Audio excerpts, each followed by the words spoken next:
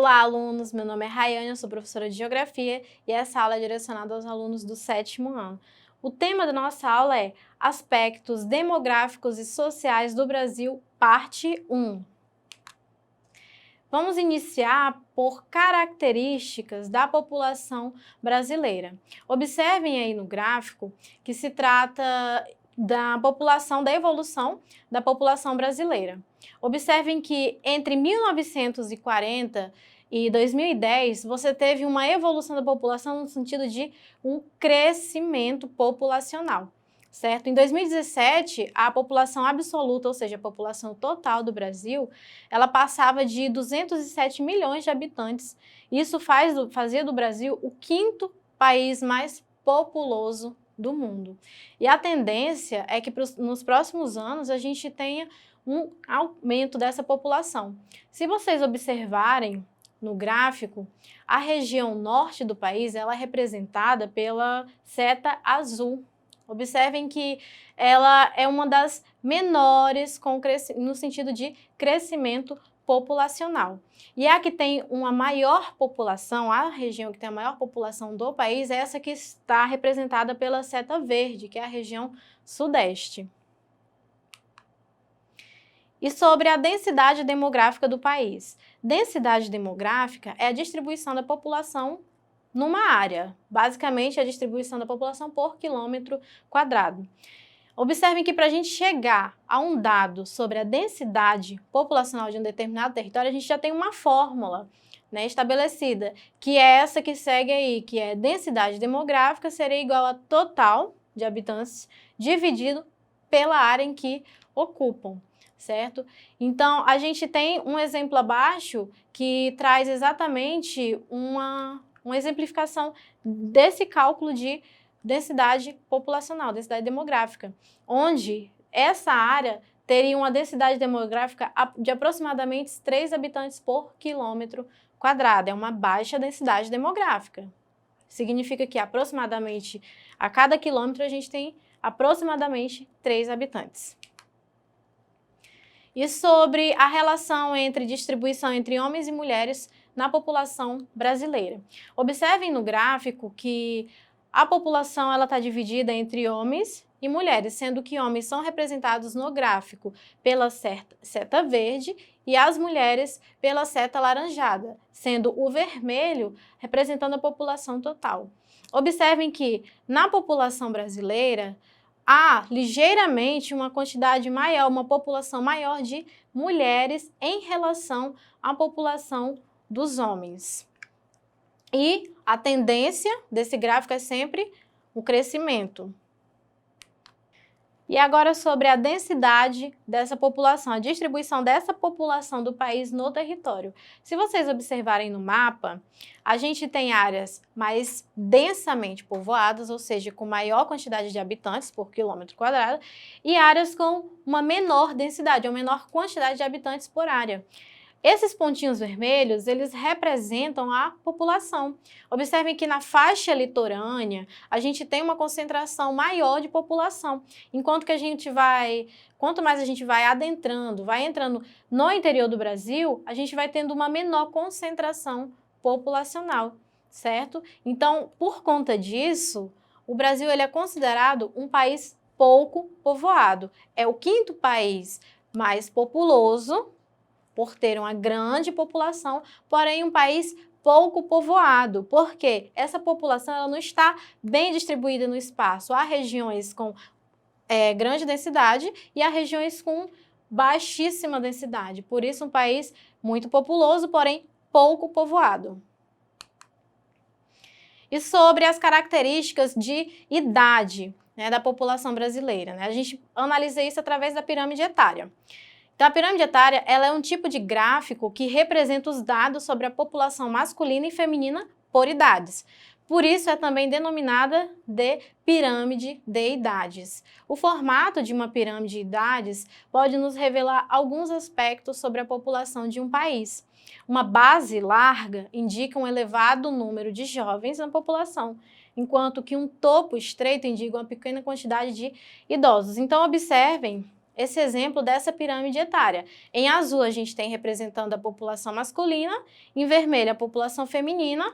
Ao lado, a gente tem a faixa de idade, né? Então, vocês observem que nesse gráfico, o exemplo desse gráfico, ele traz justamente uma base, né, a parte de baixo mais estreita, que indica uma natalidade relativamente baixa, né? E o meio, né, que é a população adulta, é bem mais inflada. Então, significa que a gente está tendo um baixo nascimento e a população adulta é maior do que a taxa de natalidade. E acima, no topo, nós temos representando a população idosa. No caso da pirâmide etária brasileira, na década de 1980, a gente tem uma base larga. Significa que a gente tem uma alta taxa de natalidade, tanto para homens quanto para mulheres. Quando a gente chega no topo, que representa a população idosa, a gente tem uma redução muito grande. Significa que essa população estava nascendo muito, mas também estava morrendo muito. Isso significa que a gente tinha uma condição médico-sanitária não tão boa no país, porque se nascia muito e morria muito, há um indicativo de um aspecto social e sanitário negativo. Atualmente, a gente tem essa configuração na pirâmide etária brasileira. Ainda temos uma base relativamente larga, né? A gente tem uma quantidade populacional de adultos grande, porém, a nossa população idosa não está tão grande. Aí a gente observa que a gente está passando por um processo de envelhecimento populacional, né, um aumento da média de idade da população. Se a base está estreitando quando ela vai subindo, ela vai aumentando, você está tendo um envelhecimento da população. Isso afeta, por exemplo, daqui a alguns anos, a população economicamente ativa, que é uma população jovem que pode trabalhar, né, pode gerar renda, ela vai estar reduzindo por quê? Vai estar nascendo menos, vai estar envelhecendo mais e a população economicamente ativa vai diminuindo. Isso afeta, por exemplo, gastos sociais como a previdência social, que basicamente são as pensões, seja de quando você vai se aposentar por invalidez, seja quando você precisa se afastar por um acidente grave ou qualquer outro fator. E taxa de natalidade e mortalidade. A taxa de natalidade, basicamente, é o número de nascidos, número de nascimento no grupo a cada 1.000 habitantes. E a taxa de mortalidade é o óbito, né, a quantidade de óbitos a cada 1.000 habitantes numa população. E se você observar, no Brasil, a gente tem em verde nesse gráfico a taxa de mortalidade sendo representada por verde e a taxa de natalidade sendo representada pela cor laranja. Observem que a taxa de natalidade é maior do que a taxa de mortalidade. Isso indica o quê? Um bom crescimento vegetativo, ou seja, está nascendo mais do que morrendo. Se está nascendo mais do que morrendo, a tendência da população é crescer. Então, você teve uma queda no crescimento populacional no sentido de...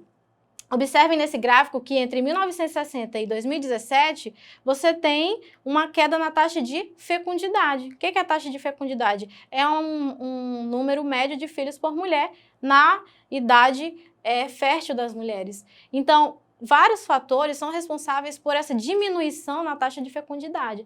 Por quê que as mulheres estão tendo cada vez menos filhos? Porque elas estão tendo acesso ao mercado de trabalho, aumento do grau de escolaridade, acesso aos métodos contraceptivos, ou seja, para evitar a gravidez. Isso tudo está fazendo com que a taxa de fecundidade reduza, ou seja, as mulheres estão tendo cada vez menos filhos aqui no Brasil.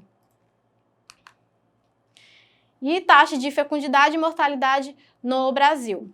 A gente tem no mapa ao lado representando justamente a diferença entre a taxa de mortalidade infantil no país. Observem que essa parte em verde, esse verde mais claro, representa uma taxa de mortalidade infantil muito baixa.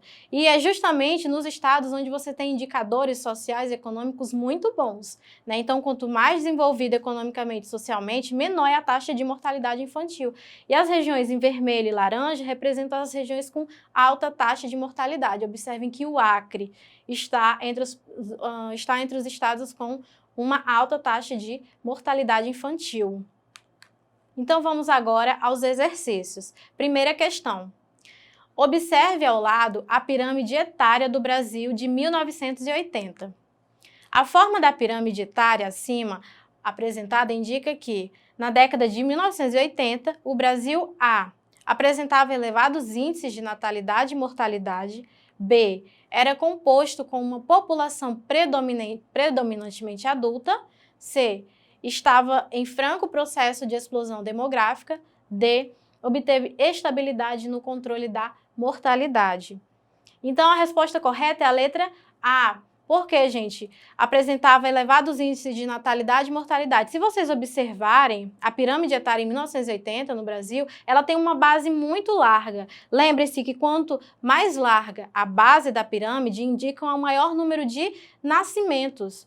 E se você tem um topo que indica a população idosa muito estreito, significa que a população não está conseguindo envelhecer, ela está morrendo antes de envelhecer. Ou seja, a letra A representa justamente a resposta correta, porque nasceu muito e morreu muito. Elevados índices de natalidade e mortalidade. Próxima questão. Observe as pirâmides etárias do Brasil e responda. Nesse período, entre 1980 e 2017, verifica-se que o Brasil está passando por um processo de A.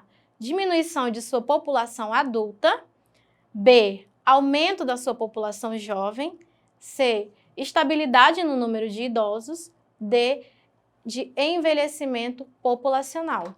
A resposta correta é a letra D. A gente observa um envelhecimento populacional. É só vocês compararem a pirâmide etária de 1980, que é a de cima, e a de 2017 embaixo. Enquanto na de cima você tem uma população adulta e idosa mais estreita, ou seja, menor, eles estavam morrendo muito. Já em 2017, na pirâmide abaixo, você verifica uma redução na base, ou seja, uma redução no número de nascimentos e um aumento da população adulta que está envelhecendo, ou seja, a gente observa um envelhecimento da população brasileira. Última questão. A taxa de mortalidade infantil é um importante indicador demográfico para avaliar a qualidade de vida de uma população. No Brasil, a região que apresenta a menor taxa de mortalidade é o A. Norte, B. Nordeste, C. Sudeste, D. Sul.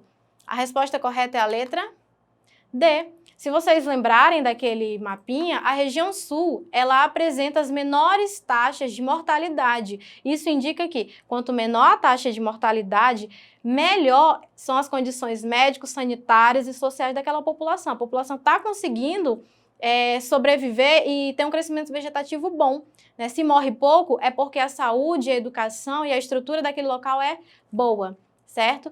Então era isso, muito obrigada pela atenção de todos vocês e não esqueçam de acessar a plataforma Eduque.